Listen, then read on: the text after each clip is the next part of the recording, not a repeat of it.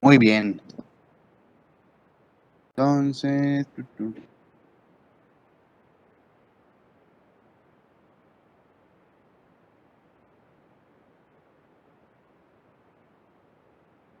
Jimena, ¿me ibas a ayudar con insuficiencia cardíaca?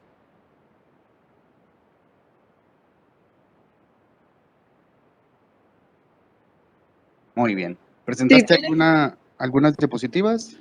sí, Sí. Si quieres, puedes conectar tu pantalla para ok, que nos compartas la presentación. sí. Muy bien.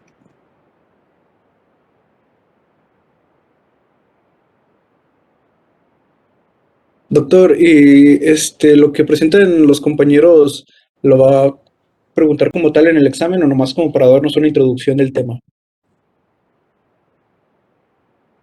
Esa es una excelente pregunta. No, no lo voy a preguntar obviamente porque el tema, pues sí, la clase no se llama insuficiencia cardíaca, ni tampoco es el objetivo de la clase. El objetivo es que conozcan los medicamentos. Sin embargo, pues es importante que pongan atención y que lean y conozcan lo que es la insuficiencia cardíaca, porque si no entienden lo que es insuficiencia cardíaca, pues tampoco van a entender cómo funcionan los medicamentos o por qué estamos dando estos medicamentos. Y es lo mismo con todas las patologías. O sea, es importante que entiendan la fisiopatología, que de hecho creo que ahorita están llevando también fisiopatología, ¿verdad? Entonces, Así si es. están llevando si entienden dónde está el problema, entienden por qué la solución es el medicamento que estamos dando y por qué no otros o por qué están contraindicados. ¿Sí? Pero como tal, pues no les voy a preguntar cosas de insuficiencia cardíaca, cosas de la fisiopatología, no les voy a preguntar de eso. Muy bien, doctor. Muy bien, adelante. Ok. Bueno, les voy a presentar una introducción de la insuficiencia cardíaca. Tenemos que la insuficiencia... Ay, perdón. Ay, ¿cómo se llama aquí?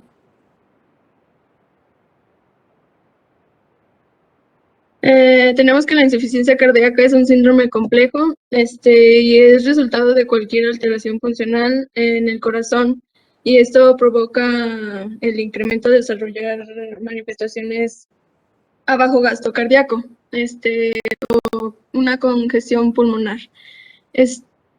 Aquí el gasto cardíaco por lo general está por debajo del rango normal, por ello la insuficiencia de bajo gasto. Los síntomas referidos son dificultad respiratoria, tos secas y sibilancias, pérdida de apetito, palpitaciones, nicturia, entre otras más. La clasificación, según las directrices de American College of Cardiology y American Heart Association, incorporan un sistema de clasificación según sean las etapas de la insuficiencia cardíaca. Está la etapa A, tiene un alto riesgo para desarrollar insuficiencia cardíaca, pero ninguna anomalía estructural identificada y ningún signo de insuficiencia cardíaca. Está también la etapa B, que tiene la presencia de cardiopatía estructural, pero sin antecedentes de signos o síntomas de esta. Está la etapa C, sin síntomas actuales o previos de insuficiencia cardíaca con cardiología estructural. Y está la etapa D, la cardiopatía estructural avanzada y síntomas de insuficiencia cardíaca al reposo con tratamiento médico al máximo. Esta clasificación por etapas reconoce que hay factores de riesgo y anomalías estructurales establecidos que son característicos de estas 4 etapas.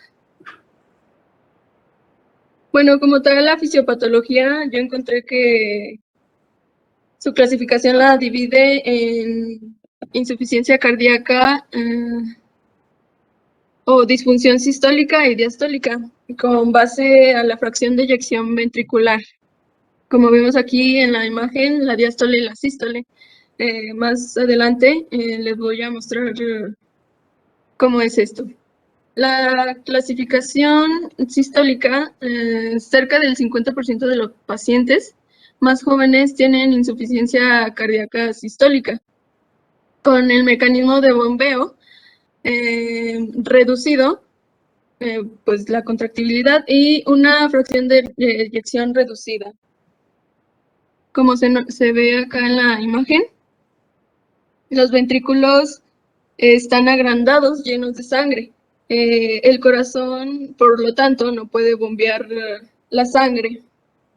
Acá del otro lado, en la diastólica, el grupo restante de los pacientes, que sería el 50%, tiene insuficiencia cardíaca diastólica con rigidez y pérdida de la relajación adecuada, desempeñando una importante función en la reducción del llenado y el rendimiento cardíaco. Esta fracción de eyección puede ser normal en la insuficiencia diastólica, aunque el volumen sistólico está significativamente reducido.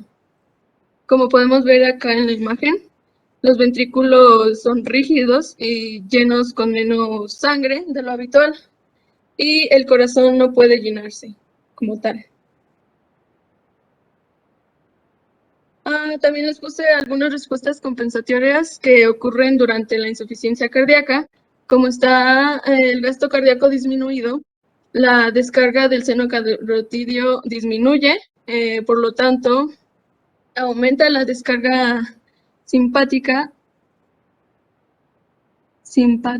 perdón, por lo cual aumenta la fuerza, al igual que el ritmo, y por ello va a aumentar la precarga, así aumentando el gasto cardíaco como una vía de compensación.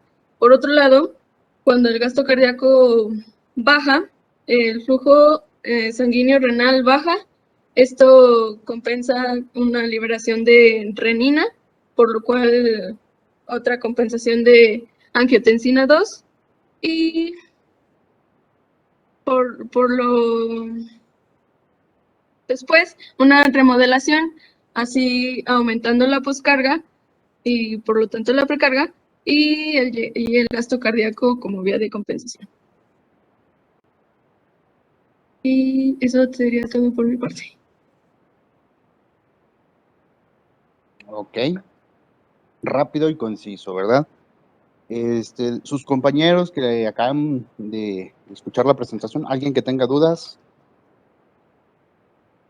Todo bien. Muy ¿Todo bien, bien? muy bien. ¿Seguros? Porque lo voy a preguntar en el examen. No se crea. No es cierto. Bueno, no como tal, pero sí voy a preguntar, obviamente, el tratamiento. Bueno, vamos a ver. Vamos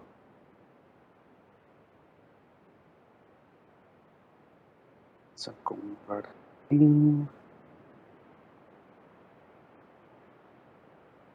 Ok, espero que se pueda ver la presentación. ¿Sí se puede ver? Sí.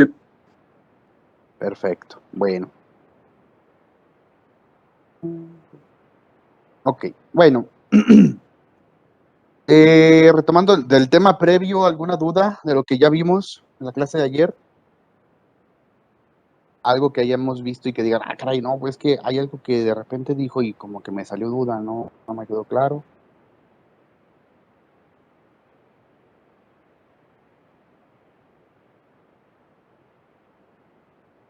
¿Alguien?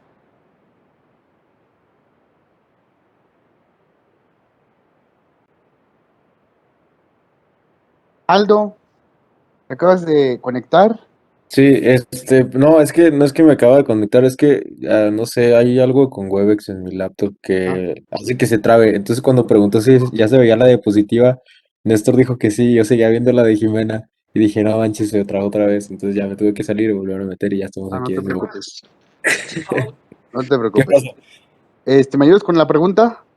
Sí, en el manejo de una crisis hipertensiva de emergencia, probabilidad de daño en corazón o en cerebro en un paciente de 65 años, ¿con cuál de los siguientes fármacos iniciaría usted el tratamiento de la crisis? Y pues ahí vienen las opciones. Y a ver, déjenme listo.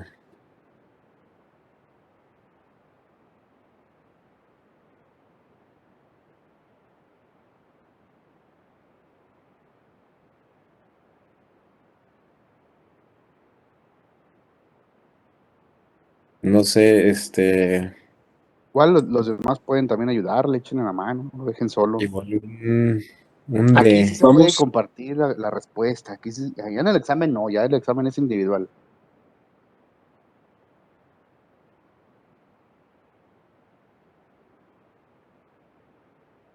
Los demás dicen que la C.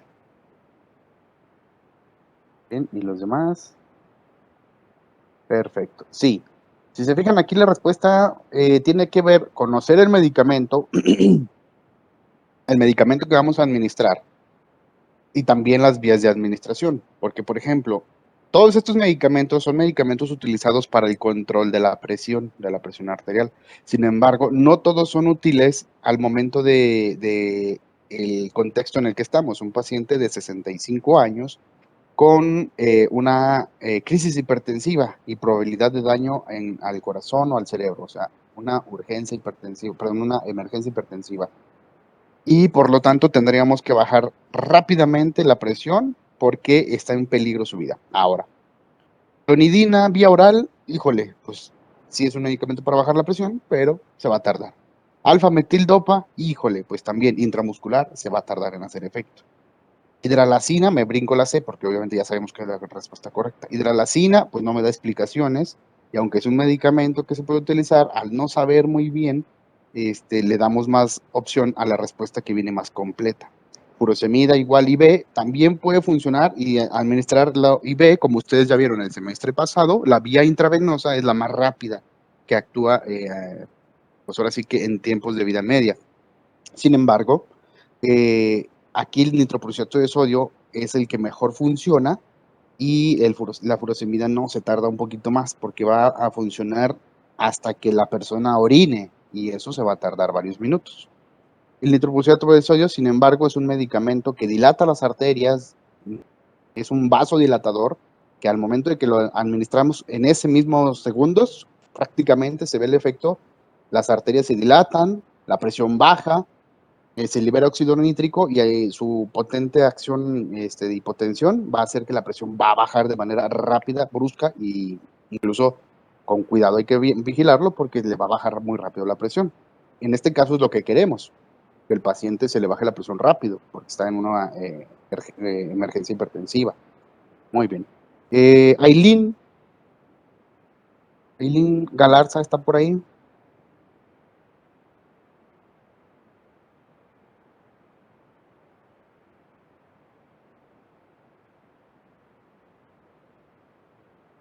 No, no estoy. Nomás me conecté. Ok. Lili no está. Eduardo Martínez. Sí. ¿Cuál de los Muy bien. siguientes fármacos al administrarse en pacientes diabéticos induce la hiperglucemia, hiperuricemia e hiperlipidemia aún en dosis terapéuticas?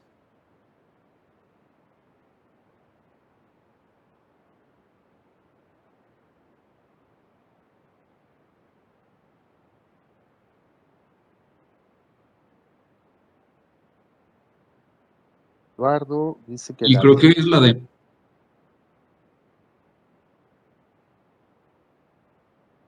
Más, decisión más o menos unánime, ¿verdad? Y no, en este caso, recordando un poquito, les había comentado, las tiazidas son un medicamento que lamentablemente aumenta más los niveles de ácido úrico, de lípidos incluso, y también un poquito de glucosa. Y lamentablemente hay que tener cuidado en los pacientes que son diabéticos. Sí se pueden usar, claro que sí, pero al administrarse pueden inducir estos efectos y hay que tener cuidado.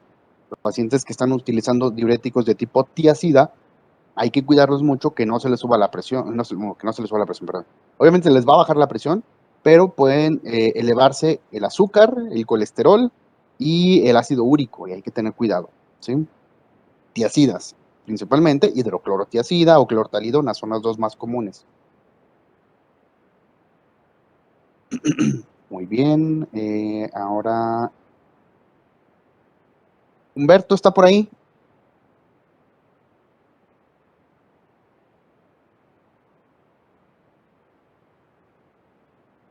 Sí, Muy bien, ¿me ayudas con la siguiente pregunta? sí. ¿Cuál de los siguientes fármacos no debería de administrarse en pacientes con asma y enfermedad pulmonar obstructiva crónica? Esa está regalada, la vimos ayer como 4 veces la mencionamos. Incluso La alguien de E, sus compañeros dijo la E de alfa-metildopa. Y exactamente, sus compañeros comentan la C. ¿Se acuerdan? Los beta bloqueadores, lamentablemente, tienen el efecto de bloquear, sí, el receptor adrenérgico beta, que hace que el corazón lata más lento y la presión arterial baje. Incluso un poquito, pero muy poco, tiene un efecto de relajación de las arterias y hace un poquito, casi nada, de vasodilatación, prácticamente nada. Sin embargo, otros receptores de este mismo tipo se encuentran en los bronquios y aquí causa lo contrario.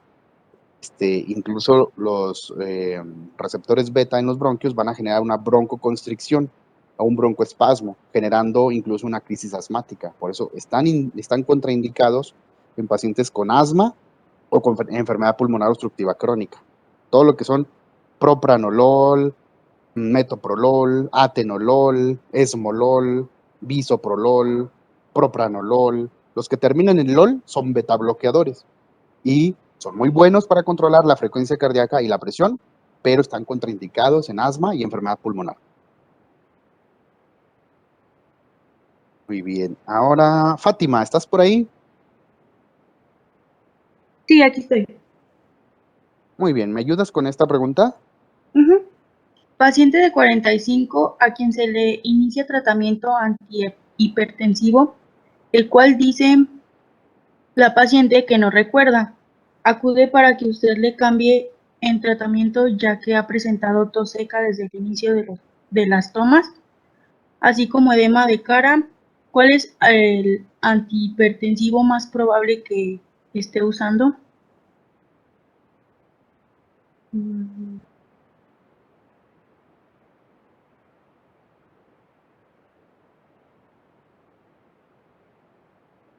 La C.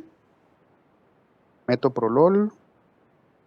Mm, Como acabamos de mencionar, los beta bloqueadores tienen varios efectos, pero edema de cara o angioedema y la tos no es uno de ellos. Dicen por ahí Arsi que la B, Evelyn que la A, B. En este caso es la B.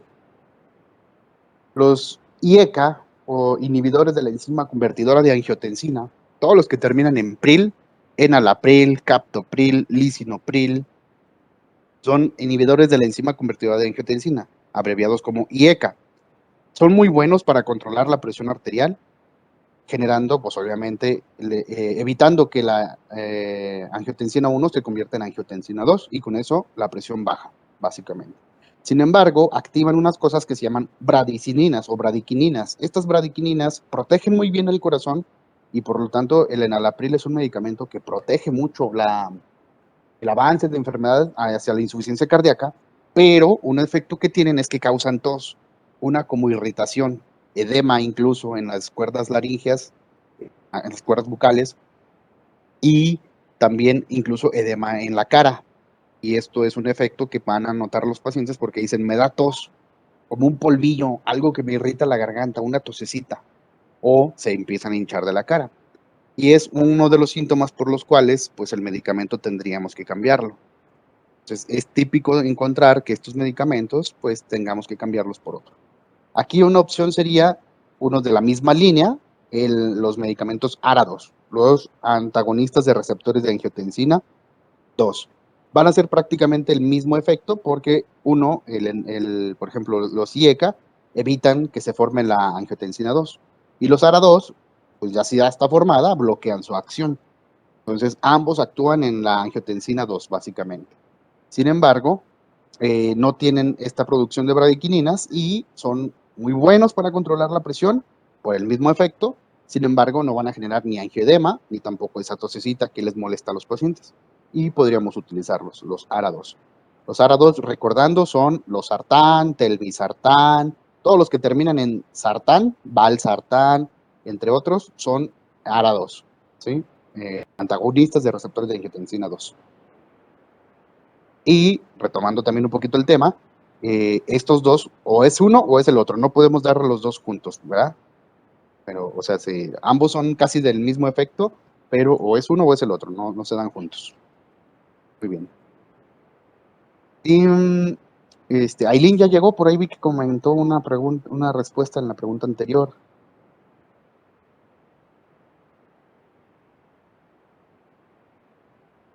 Sí, aquí estoy. Hola, Aileen.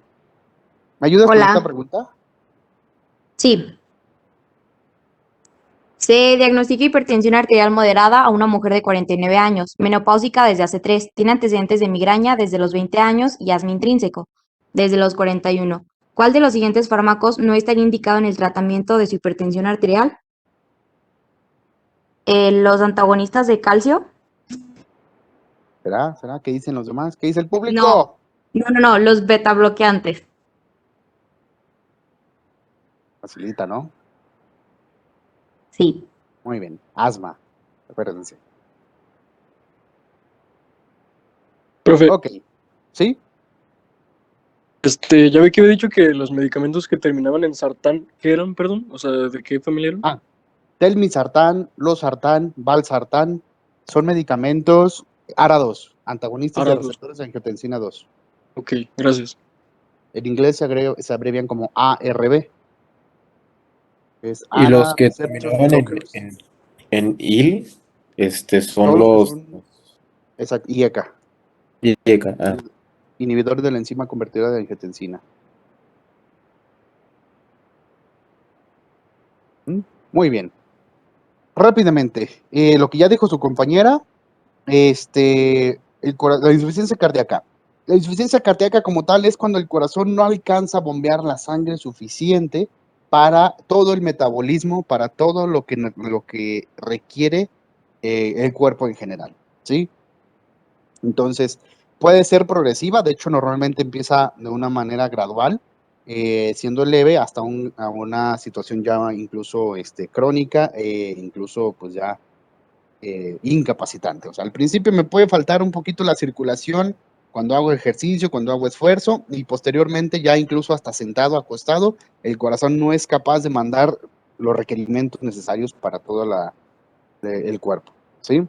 Entonces, esto normalmente lo vamos a ver por un corazón fatigado, un corazón ya guango, vaya, permítanme la expresión, pero un corazón sano normalmente tiene sus paredes rígidas, sus paredes firmes, sus paredes no engrosadas, y en un corazón ya cansado puede ser que el corazón se haya crecido, aunque parezca que el corazón en realidad está muy grande, pero en realidad solamente está inflado, por así decirlo, y podríamos verlo como un globo nuevo, un globo viejito. Si un globo nuevo, pues básicamente es elástico, tiene firmeza, tiene elasticidad y fuerza, y un globo ya usado, ya guango y flojo, pues no aprieta, vaya. Entonces, esto se va a traducir en que los pacientes van a tener signos y síntomas de la insuficiencia cardíaca, que disnea sería el síntoma típico, le falta el aire, ¿sí? La fatiga, el cansancio, la sangre se empieza a encharcar, se empieza a acumular en partes declives, y lo vamos a ver no como tal, como la sangre acumulada, sino extravasación del líquido, que es líquido plasmático, edema de miembros, sobre todo miembros pélvicos, miembros inferiores o en áreas declives. Signos como taquicardia, taquipnea, un esfuerzo donde el corazón empieza a latir un poco más rápido para tratar de compensar esta falta de circulación, y el líquido que se empieza a acumular no solamente en las partes declives, sino también en áreas como los pulmones. Estertores pulmonares es lo que vamos a identificar, plétera yugular, edema de extremidades, y ya otros datos que vamos a poder encontrar por diferentes estudios son alteraciones en el electrocardiograma, crecimiento del corazón por medio de radiografías o ecocardiograma, soplos, cardiomegalia y auscultación de tercero y cuarto ruidos cardíacos, donde ya nos están implicando que el corazón está creciendo y que ya la mecánica adecuada de la mecánica ya no es adecuada del flujo sanguíneo dentro de las cavidades del corazón. Se clasifica en A, B, C y D de acuerdo a las alteraciones estructurales que podríamos tener. si vamos encontrando cada vez más enfermedades, o más bien alteraciones, ya cambios estructurales en el corazón, ya estaríamos hablando de estadios D, y al principio podríamos decir que el estadio A es cuando casi no hay ningún cambio estructural como tal, pero empiezan a presentarse tal vez algunos signos o incluso a veces ni siquiera hay signos o síntomas.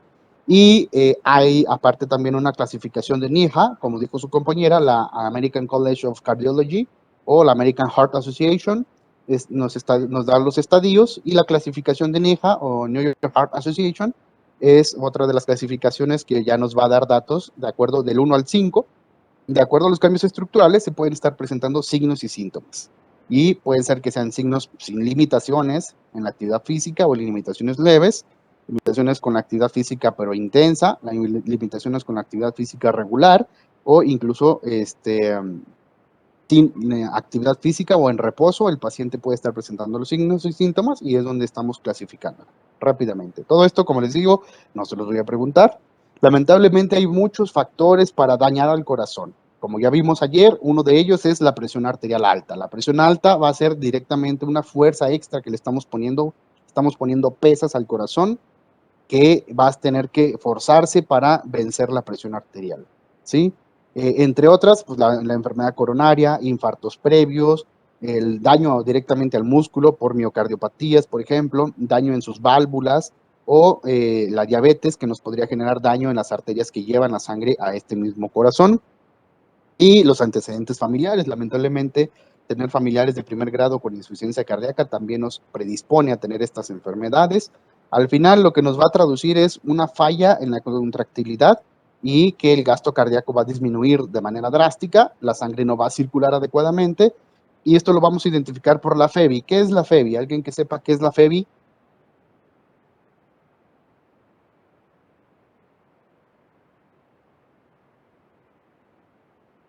¿Aiden? FEBI es la fracción de eyección del ventrículo izquierdo, más conocida como la FEBI para los compas. Esta fracción de eyección del ventrículo izquierdo es el gasto cardíaco. Gasto cardíaco es, vaya, pues lo que dice. En mi tiempo, acá para los compas, siempre hay gente que se expresa diciendo, ya diste el gasto, ya diste el chivo, ya diste la quincena en la casa. Bueno, en cuestiones del corazón, en cuestiones de nuestro cuerpo, el corazón es quien tiene que dar el gasto, que todo lo que requieren los órganos de todo nuestro cuerpo, pues sea suficiente para satisfacer las necesidades básicas de la vida. Entonces, el gasto cardíaco es la cantidad de sangre que tiene que aventar del ventrículo izquierdo a toda la circulación. De tal forma que por lo común, la gran mayoría de cada vez que el corazón se contrae, la sangre del ventrículo sale por lo menos 60%, es lo que sale, quedándose todavía 40% de sangre adentro del corazón. O sea, el corazón no se contrae y se queda completamente vacío, no hay aire. Allá solamente hay sangre. Cuando se contrae, avienta 60% y 40% es lo que se queda en promedio. Sin embargo, esta fracción va a disminuir cuando el corazón, por más que haga esfuerzo, ya entrando en una insuficiencia cardíaca, la fracción de eyección va a ir disminuyendo. Y hablamos de insuficiencia cardíaca, es menos del 50%. Volumen latido, exactamente, es lo mismo que la cantidad de sangre que está arrojando. Aunque aquí hablamos del volumen, ya no de un porcentaje. El volumen latido sería lo mismo, pero en cuestión de mililitros. Entonces, el tratamiento, a grandes rasgos, vamos a ver medicamentos que ya vimos el día de ayer. Por eso les dije, estos medicamentos no solamente los vamos a ver ahorita, sino los vamos a repasar en los siguientes temas. IECA, inhibidor de enzima convertidora de angiotensina, ARA2, antagonistas de receptores de angiotensina, medicamentos como vasodilatadores, nitratos, hidralacina, beta bloqueadores, diuréticos de tipo espironolactona, por ejemplo, que son ahorradores de potasio. Y aquí el tratamiento hay que tomar en cuenta que hay medicamentos como el verapamilo y el diltiazem que estarían de preferencia evitarlos. ¿Por qué? Vamos a ver ahorita por qué. Hay dos ventrículos, obviamente, el ventrículo derecho y el ventrículo izquierdo. De ahí es donde vamos a ver que hay un tipo de insuficiencia cardíaca izquierda y un tipo de insuficiencia cardíaca derecha. No nos vamos a detener mucho en esto, pero básicamente es importante que ustedes sepan que básicamente es dependiendo del tipo de ventrículo que está fallando.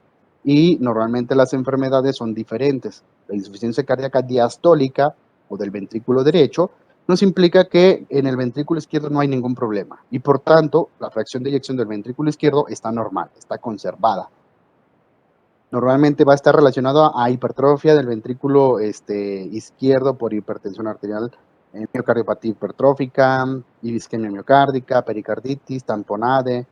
Directamente daños al músculo cardíaco es lo que nos va a generar daño en el músculo del ventrículo derecho principalmente. Aquí el tratamiento es básicamente medicamentos que ayuden a circular la sangre, que no se estanque en el ventrículo derecho, es el que va a estar mandando la sangre a las arterias pulmonares, y a veces si este no está funcionando, lo más común es que encontremos que toda la sangre se empieza a acumular en partes declives, edema, en miembros pélvicos es lo más común que vamos a encontrar, de tal forma que el tratamiento básicamente son beta bloqueadores, verapamilo, diltiazem, diuréticos y medicamentos vasodilatadores para tratar de ayudar a que la sangre vaya no estancándose, vaya.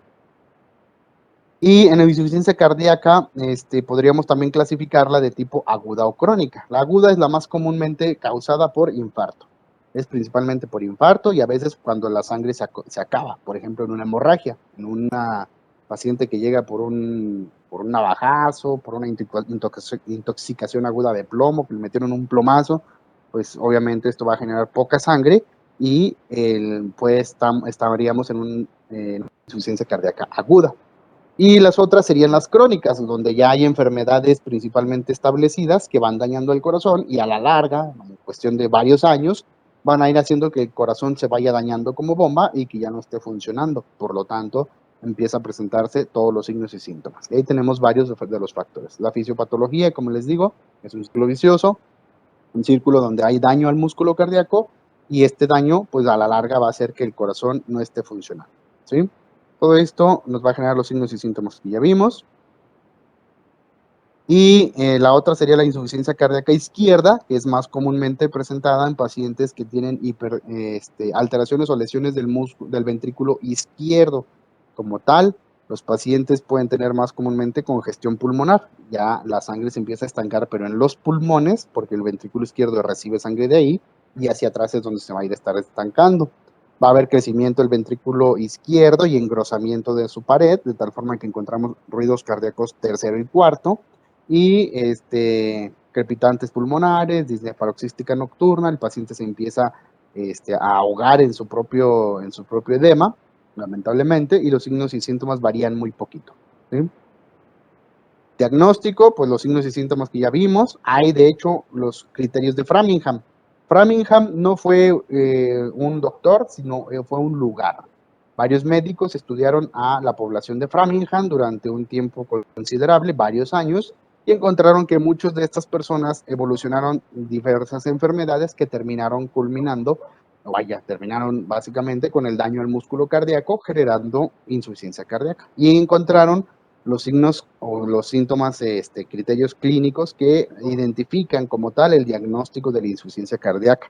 Y tendríamos mayores y menores, ocupan dos criterios mayores o un criterio mayor y dos menores para poder establecer el diagnóstico. Pero básicamente todos estos criterios nos traducen lo que acabamos de ver, ¿vale? El tratamiento en sí es corregir el origen, obviamente, cuando se puede, pues si hay un problema de pericarditis, si hay un infarto, una enfermedad vascular, pues el tratamiento es corregir esta enfermedad para evitar la insuficiencia cardíaca. Algo muchas veces ya estamos hablando de una enfermedad establecida de mucho tiempo y que pues no se puede corregir, no se puede quitar, pero se puede controlar y evitar sus agudizaciones, evitar los desencadenantes, evitar infecciones, evitar arritmias, evitar la anemia y evitar las crisis hipertensivas como desencadenante de las agudizaciones de esta insuficiencia cardíaca. El tratamiento va en relación a lo que ya vimos en la clase pasada. Obviamente, pues restricción de la ingesta de sal, restricción de la ingesta de líquidos, porque este paciente no los va a poder manejar adecuadamente, restricción del alcohol, actividad física moderada, hacer cardio, dejar de fumar y controlar obviamente enfermedades como la hipertensión, diabetes y todo lo demás, ¿sí? En este caso, como el corazón ya está dañado, los AINES o antiinflamatorios no esteroideos son medicamentos que debemos cuidar porque estos medicamentos dañan mucho a los órganos y tejidos, principalmente al músculo y principalmente al músculo cardíaco y también al riñón. Entonces hay que evitarlo. Dañando al riñón, pues obviamente la presión va a aumentar. Y dañando al músculo cardíaco, pues obviamente si estamos diciendo que el daño al músculo cardíaco nos va a dar la insuficiencia cardíaca, pues entonces tratar de no estarlos utilizando con frecuencia. Y hablamos de algo complicado porque muchas veces vemos que los pacientes con insuficiencia cardíaca son doña Chonita, don Juan, señores de 60, 70, 80 años que tienen dolores en las rodillas, dolores articulares, que tienen muchos dolores ya o que tienen incluso ellos mismos están tomando la aspirina diario, que ellos mismos están tomando el Sedalmer, que son pacientes que toman AINE a veces nomás porque sí, ya por costumbre, no tanto por una necesidad, y es ahí donde tendríamos que quitarlos, estarles indicando que no lo deben de tomar. Inhibidores de la ciclooxigenasa, que serían básicamente los nuevos medicamentos que no son AINES, por ejemplo, algunos medicamentos selectivos de la COX-2, corticoides, nifedipino, antiarrítmicos también, ¿sí? El tratamiento en sí, ya lo vimos, lo vamos a ahondar mucho en dosis porque ya las vimos y ustedes me van a hacer su tarea de estar buscando también la forma de ejemplificarme las dosis y los medicamentos que estamos viendo. Entonces, preguntan, ¿a qué se refiere con uno de antigripal? Iba anterior. Ah, pues es que son pacientes graves, pacientes viejitos. Entonces vimos acá atrás, desde ahí, evitar infecciones que comúnmente puedan afectarme al músculo cardíaco o al músculo respiratorio. Y dentro de eso, pues es que se estén aplicando sus vacunas antigripales, anti-influenza, ahorita anti-COVID y antineumococo o antineumocócicas, que son las que se aplican a los pacientes viejitos, para evitar las infecciones más comunes que afectan al corazón y a los pulmones. Va de la mano. Son las más comunes, pues los viejitos ya son más frágiles ante estas enfermedades. Todavía les da diarrea porque algo les hizo daño, etcétera, pero no siempre van a tener complicaciones graves, donde sí a veces pues es la neumonía, la bronquitis, la miocarditis, pericarditis. Hay que evitarlas por infecciones. Y una forma de evitarlas pues es tratamiento con prevención con vacunas. El tratamiento ya farmacológico, IECAS, ya los vimos, inhibidores de la enzima convertidora de angiotensina, de tal forma que tienen efecto vasodilatador arterial y venoso. Mejoran la clase funcional porque producen bradicininas, y estas bradicininas, aunque pueden generarme la tosecita, pueden generarme el angioedema, no siempre esa fuerza que a todos los pacientes les va a dar, es una proporción muy baja, de tal forma que si los pacientes lo toleran muy bien, son los mejores medicamentos para controlar la presión arterial y para controlar el daño al músculo cardíaco. Aumentan la supervivencia del paciente. Son muy buenos. No los pueden tomar, pues ni modo. Cambiamos a ARA2, pero de ideal y ECAS.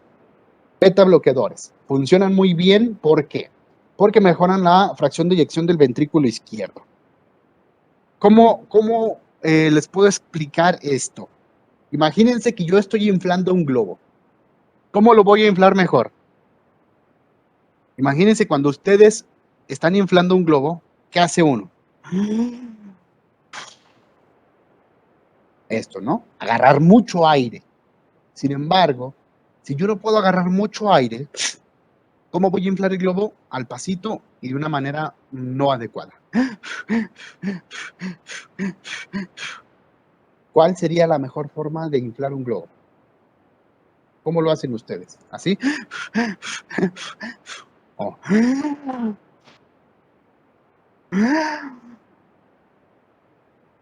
A huevo, ¿sí? Un jalón y macizo. Entonces, los beta bloqueadores, eso es lo que me hacen. Beta bloqueadores permiten que la frecuencia cardíaca baje y que un corazón lata más lento. Eso le permite que entonces el corazón se llene más de sangre, y la ley de Frank-Starling me permite o me dice que si el corazón se llena lo suficiente, todas las miofibrillas están ordenadas de una manera adecuada para que la contracción sea fuerte. De esa manera mejoran la fracción de eyección del ventrículo izquierdo. Esa es la mejor forma que les puedo explicar para que entiendan cómo los beta bloqueadores mejoran la clase funcional, aumentan la supervivencia y mejoran la fracción de eyección del ventrículo izquierdo. Estos hay que tenerlos con cuidado porque vamos a aumentarlos de manera paulatina hasta que el paciente me los tolere. Lamentablemente, si yo aumento dosis muy altas de beta bloqueadores, va a pasar lo contrario.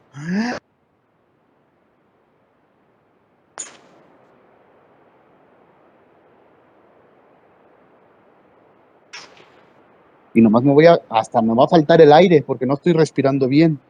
Y lo mismo le va a pasar al corazón. Una frecuencia cardíaca muy baja va a empeorarme el problema. Frecuencia cardíaca de menos de 50, menos de 40, ya estamos hablando de una bradicardia, y entonces ahí vamos a estar empeorando la clase funcional, ¿sí? Entonces, con cuidado, los beta bloqueadores, ¿sí? Espironolactona, ya lo vimos ayer también, un medicamento diurético de tipo ahorrador de potasio, bloquea el efecto de la aldosterona, de tal forma que de esta manera permite que al ser un diurético, el líquido no se acumule, disminuye la presión arterial y pues nos ayuda mucho para evitar que el paciente evolucione a una enfermedad más grave. También está indicado porque nos disminuye la fibrosis vascular, disminuye la distensibilidad de las arterias y aumento del sodio corporal, de tal forma que nos ayuda mucho para controlar la presión arterial. Pero en cuidado porque estos medicamentos, estos diuréticos, pueden tener cierto daño al riñón. A tratar de forzarlo un poquito, pues hay dos consideraciones de principal importancia. Si la filtración glomerular empieza a disminuir, si el riñón ya se empieza a dañar, hay que tener cuidado, porque ya estaríamos hablando que este medicamento no va a ayudar, va a empeorar. Y esto lo sabríamos cuando la filtración glomerular está en menos de 30 mililitros. El losartán sí puede ser recetado. Como les digo, como está en el primero de los medicamentos, los IECA, básicamente es lo mismo que los ARA2. Simplemente que los IECA mejoran mucho, ya que producen bradiquininas y mejoran la supervivencia. Los ARA2 hacen lo mismo que los IECAs, sin embargo, no protegen tanto al corazón, pero hacen lo mismo. Entonces, una opción son IECAs o ARA2. ¿Sí? Puede ser losartán. Y eso lo podríamos poner en los pacientes que le damos IECAs, le damos enalapril, lisinopril, enalapril o captopril, y el paciente dice, es que como que no me cae bien porque me da tos. Ah, bueno, pues cambiamos a losartán o telmisartán o valsartán, entre otros. ¿Sí? Y regresando a la espironolactona, cuando el riñón ya está fallando, una tasa de filtrado glomerular de menos de 30 mililitros por metro cuadrado de superficie corporal, o cuando la creatinina ya está elevándose a más de 2.5 miligramos, entonces ya estamos hablando de que este riñón ya está dañado y la espironolactona no me va a servir, va a empeorar. Va a hacer que el riñón se termine de acabar. Vaya. También, como es un diurético ahorrador de potasio, el potasio puede estarse incrementando dentro de los niveles sanguíneos, de los niveles plasmáticos. Y niveles mayores de 5 ya nos dan un dato de cuidado, porque el potasio muy alto puede generar arritmias o infartos. Entonces hay que tener cuidado. El potasio más de 5. ¿Sí? Y ahí la espironolactona estaría contraindicada también. Otros medicamentos, como bien dijo su compañero Aldo, losartán o ARA2, serían una opción que se puede utilizar, pero son menos eficaces que los IECA. Aunque hacen lo mismo, al momento de proteger al músculo cardíaco, son menos eficaces. Entonces, ARA2 también son opción de tratamiento. Diuréticos, con cuidado. Reducen la precarga. Eso hace que la sangre que esté llegando al corazón sea un poquito menor. Le da chance de que no se me haga papeles, no se me haga pelotas con tanta sangre, pero ni le da una forma de contraerse más adecuadamente el corazón.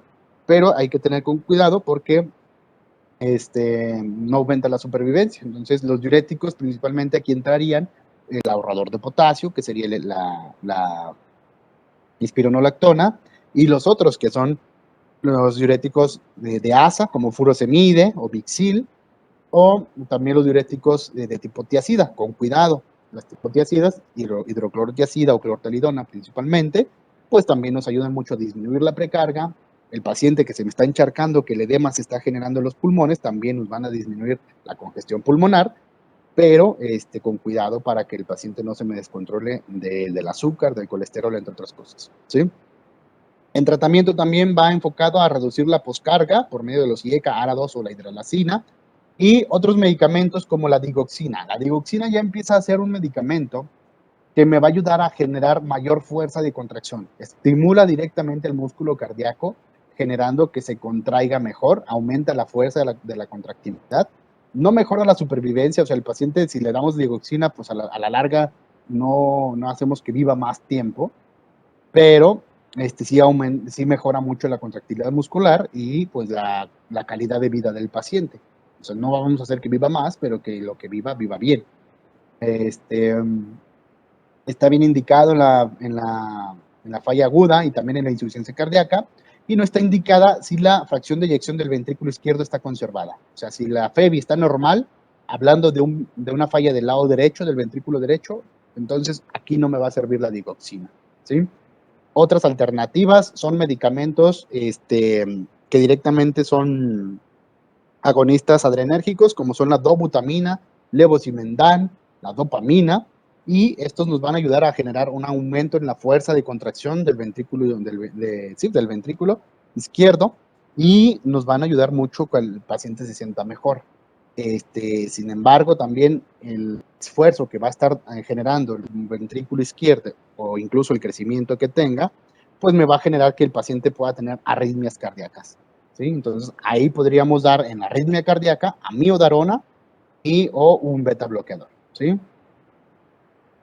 Y nada más un poquito de cómo funciona la digoxina, bloqueando principalmente la bomba de sodio-potasio, ATPasa, y de esta manera no permite que se contraiga adecuadamente, no permite el intercambio de iones, sobre todo del sodio, haciendo que se intercambie por calcio. El calcio intracelular permite que la contracción del músculo de las miofibrillas sea mayor, ¿sí? O sea, sea más fuerte.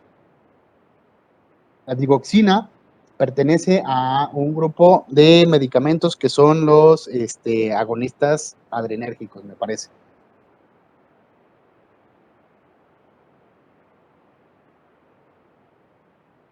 Muy bien, las arritmias cardíacas que más frecuentemente se van a presentar en la insuficiencia cardíaca serían la fibrilación auricular. Las aurículas prácticamente son una cámara nada más de paso, y entonces la aurícula como tal ya no se contrae, ya no funciona bien, incluso empieza a crecer por el aumento de la sangre que se está encharcando hacia atrás, de tal forma que empiezan a crecer y generar fibrilación auricular. O sea, nada más como que fibrilan, como que se contraen, pero en realidad no generan una contracción efectiva, y eso nos puede dar problema principalmente por la formación de coágulos, ¿sí?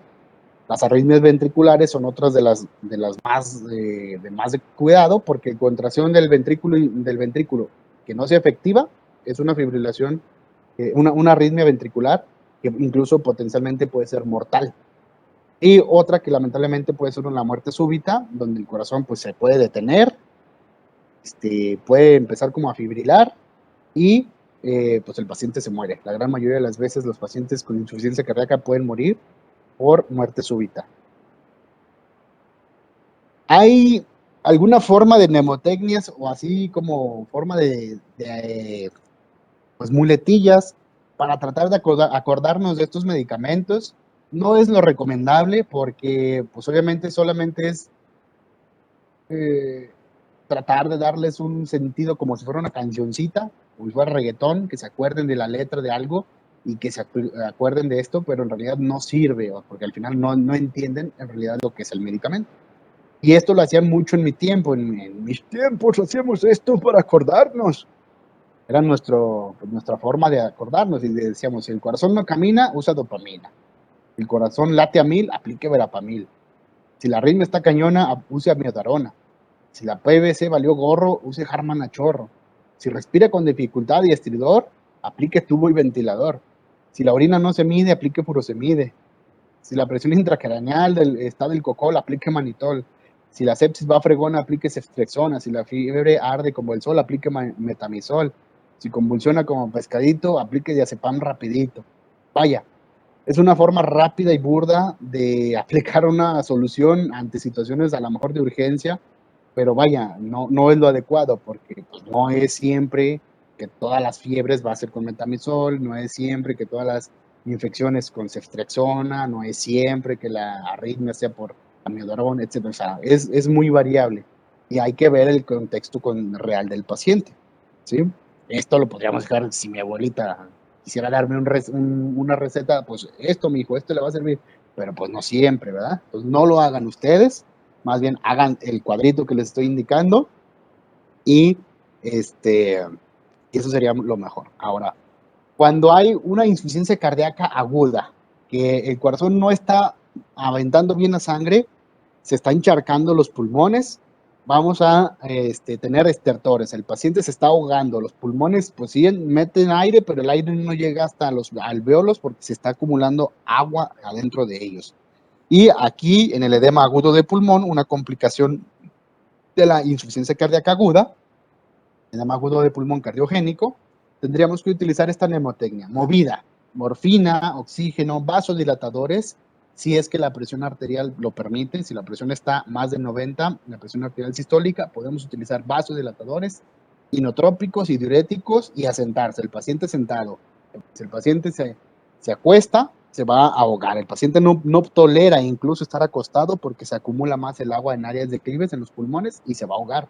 Eso pasa muy comúnmente en los pacientes que tienen insuficiencia cardíaca, que a veces el mismo edema los despierta, hace que se despierten y se tienen que sentar.